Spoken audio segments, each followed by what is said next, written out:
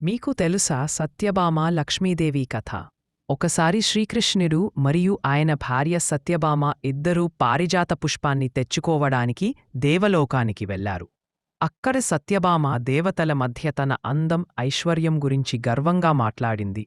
అది విన్న లక్ష్మీదేవి చిరునవ్వుతో అన్నది, ఐశ్వర్యం నీతో ఉన్నంతకాలం నీకు గర్వముంటుంది, కాని అది నిన్ను విడిచిపోయిన క్షణంలో ఆ గర్వం కూడా నశిస్తుంది.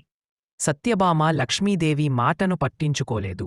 కాని కొద్ది రోజుల తర్వాత ఆమె భవనంలో ఉన్న సంపద అంతా క్రమంగా కనుమరుగయింది. బంగారం కరిగిపోయింది, వజ్రాలు కోల్పోయాయి, పూలు వాడిపోయాయి.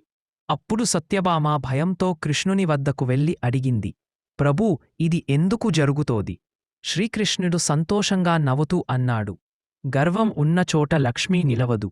ఆమెకు ఇష్టం, వినయం, దానం, భక్తి, సత్యం.